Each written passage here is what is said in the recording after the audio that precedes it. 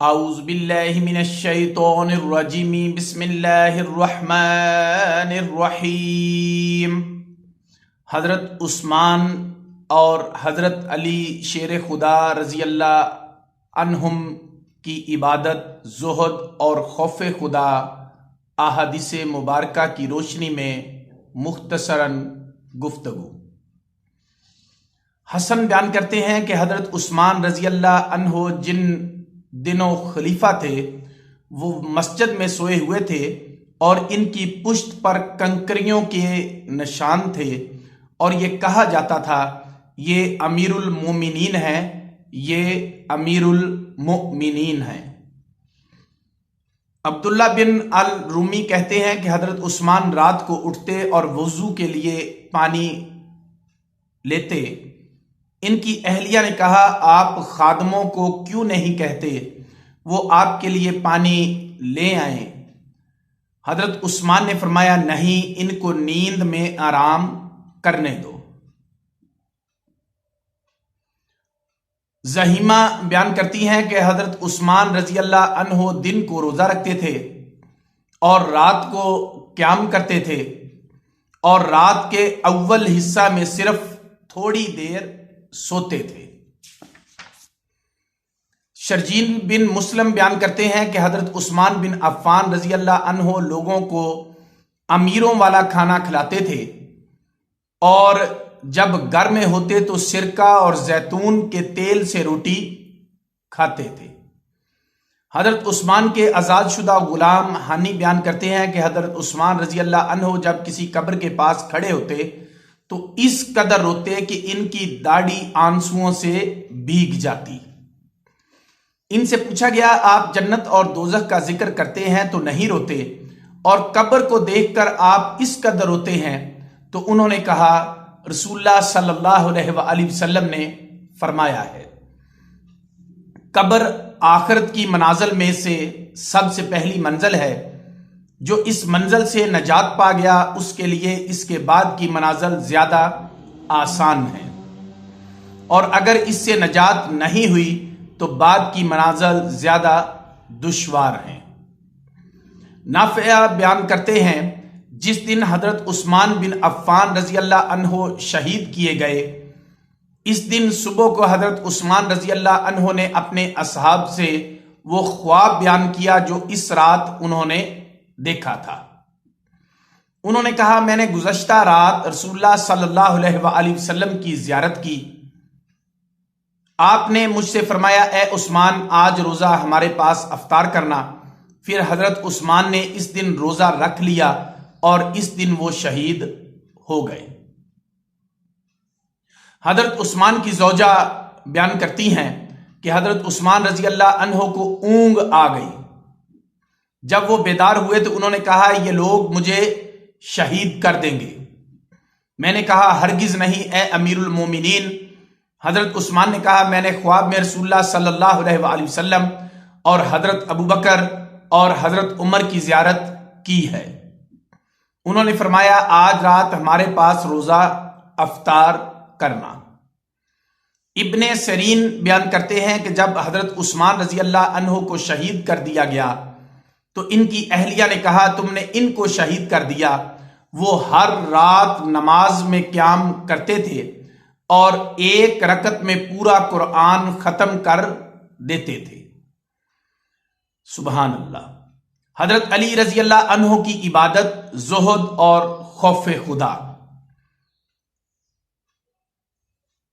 جمی بن عمر التیمی بیان کرتے ہیں کہ میں اپنی پھوپھی کے ساتھ حضرت عائشہ رضی اللہ عنہا کی خدمت میں حاضر ہوا۔ میں نے پوچھا رسول اللہ صلی اللہ علیہ وآلہ وسلم کو سب سے زیادہ محبوب کون تھا؟ انہوں نے فرمایا سیدنا فاطمہ رضی اللہ عنہا۔ پوچھا گیا اور مردوں میں؟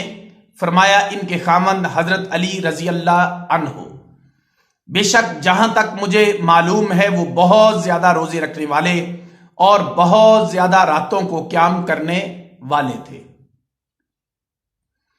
مجمع بیان کرتے ہیں کہ حضرت علی رضی اللہ عنہ بیت المال کا سارا مال تقسیم کرنے کا حکم دیتے، پھر اس میں جھاڑو دے کر اس کو دھو ڈالتے، پھر اس میں نماز پڑھتے اور یہ امید رکھتے کہ قیامت کے دن یہ بیت المال گواہی دے گا کہ انہوں نے بیت المال کے مال کو مسلمانوں سے روکا نہیں۔ حبہ بن جوین بیان کرتے ہیں کہ حضرت علی رضی اللہ عنہ کے پاس فالودہ لایا گیا اور ان کے سامنے رکھا گیا تو حضرت علی نے فرمایا تیری بہت اچھی خوشبو ہے اور بہت اچھا رنگ ہے اور بہت اچھا ذائقہ ہے، لیکن مجھے یہ ناپسند ہے کہ مجھے تجھے کھانے کی عادت پڑ جائے۔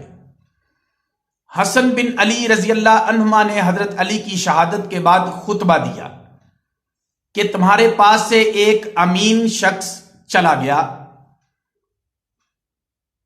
پہلوں میں اس جیسا کوئی امین تھا نہ بعد میں کوئی ان جیسا ہوگا، بے شک رسول اللہ صلی اللہ علیہ وآلہ وسلم ان کو جہاد کے لیے بھیجتے تھے اور ان کو جھنڈا عطا فرماتے اور وہ ہمیشہ فتح و کامرانی کے ساتھ لوٹتے تھے۔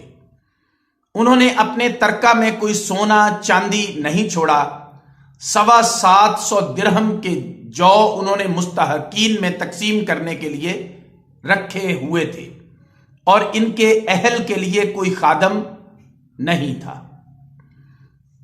یزید بن مجمن بیان کرتے ہیں کہ ہم حضرت علی رضی اللہ عنہ کے ساتھ تھے، آپ نے اپنی تلوار منگا کر اس کو میان سے نکالا، پھر فرمایا اس تلوار کو کون خریدے گا؟ باخدا اگر میرے پاس لباس کو خریدنے کے لیے پیسے ہوتے تو میں اس کو نہ فروخت کرتا۔ ہارون بن عنزہ اپنے والد سے روایت کرتے ہیں کہ میں حضرت علی بن ابی طالب کی خدمت میں حاضر ہوا، وہ ایک چادر میں کپ کپا رہے تھے۔ میں نے کہا اے امیر المومنین، اللہ نے آپ کے لیے اور آپ کے اہل کے لیے بھی اس بیت المال میں حصہ رکھا ہے اور آپ نے اپنا یہ حال بنا رکھا ہے۔ حضرت علی رضی اللہ عنہ نے فرمایا میں تمہارے مال میں سے کچھ کم نہیں کرنا چاہتا، میرے پاس صرف میری یہ چادر ہے جو میں مدینہ سے لایا تھا۔ زمین کی پیداوار کی دنیا کے ساتھ مثال، سورہ یونس آیت نمبر 24 اور 25 ترجمہ۔ دنیا کی زندگی کی مثال محض اس پانی کی طرح ہے جس کو ہم نے آسمان سے نازل کیا تو اس کی وجہ سے زمین کی وہ پیداوار خوب گھنی ہو گئی جس کو انسان اور جانور سب کھاتے ہیں، حتیٰ کہ عین اس وقت جب کھیتیاں اپنی تر و تازگی اور شادابی کے ساتھ لہلہانے لگی اور ان کے مالکوں نے یہ گمان کر لیا کہ وہ ان پر قادر ہیں، تو اچانک رات یا دن کو ان پر ہمارا عذاب آ گیا، پس ہم نے ان کھیتیوں کو کٹا ہوا ڈھیر بنا دیا جیسے کل یہاں کچھ تھا ہی نہیں۔ غور و فکر کرنے والوں کے لیے ہم اسی طرح آیتوں کی وضاحت سے بیان کرتے ہیں، اور اللہ سلامتی کے گھر کی طرف بلاتا ہے اور جس کو چاہتا ہے سیدھے راستہ کی طرف ہدایت دیتا ہے۔ اس سے پہلے اللہ تعالیٰ نے فرمایا اے لوگو تمہاری بغاوت صرف تمہارے لیے ہی مضر ہے۔ اللہ کریم نے سورہ یونس آیت نمبر 23 فرمایا زمین میں ناحق بغاوت کرتے ہیں، پھر فرمایا اے لوگو تمہاری بغاوت صرف تمہارے لیے مضر ہے۔ اللہ تعالیٰ نے اس شخص کے متعلق ایک عجیب مثال بیان فرمائی ہے جو دنیا کی لذتوں اور مرغوبات میں منہمک ہو کر آخرت سے اعراض کر لیتا ہے۔ آسمان سے جو پانی نازل ہوتا ہے اس کی وجہ سے زمین کی پیداوار خوب گھنی ہو جاتی ہے اور بارش کی وجہ سے رنگ برنگ کے پھول، خوشنما بیلیں، خوش ذائقہ پھل اور طرح طرح کے گلوں کی اجناس پیدا ہوتی ہیں۔ حتیٰ کہ باغوں اور کھیتوں کا مالک جب ان ہری بھری لہلہاتی ہوئی فصلوں اور پھلوں سے لدے ہوئے درختوں کو دیکھتا ہے تو خوشی سے پھولا نہیں سماتا۔ پھر وہ خوشنما منصوبہ بناتا ہے کہ ان باغوں اور کھیتوں سے اتنے منافع اور فائد حاصل کرے گا۔ پھر اچانک ٹڈی دل کے بادل امڑ آتے ہیں اور تمام کھیتوں اور باغوں کو چاٹ کر چلے جاتے ہیں، یا آسمان سے زبردست ژالہ باری ہوتی ہے اور سب کچھ اجڑ جاتا ہے، یا دریاؤں میں سیلاب آتا ہے اور تمام فصلوں کو بہا کر لے جاتا ہے، اور وہ غم اور افسوس میں ہاتھ ملتا ہوا رہ جاتا ہے۔ اسی طرح جو آدمی آخرت سے اعراض کر کے دنیا کمانے کی دھن میں لگا رہتا ہے، جب وہ آخرت میں اجر و ثواب سے محروم اور عذاب میں گرفتار ہوگا تو اس کا بھی یہی حال ہوگا۔ جنت کے دائی کے متعلق احادیث مبارکہ۔ حضرت ابو قلابہ رضی اللہ عنہ بیان کرتے ہیں کہ نبی صلی اللہ علیہ وآلہ وسلم سے کہا گیا، آپ کی آنکھوں کو سونا چاہیے اور آپ کے قلب کو بیدار رہنا چاہیے، اور آپ کے کانوں کو سنتے رہنا چاہیے۔ سو میری آنکھیں سو گئیں اور دل ہوشیار رہا اور کان سنتے رہے۔ پھر کہا گیا، ایک سردار نے گھر بنایا، پھر دسترخوان سجایا، پھر ایک بلانے والے کو بھیجا، پس جس نے اس بلانے والے کو لبیک کہا اور گھر میں داخل ہو گیا اور دسترخوان سے کھایا، اس سے سردار راضی ہو گیا۔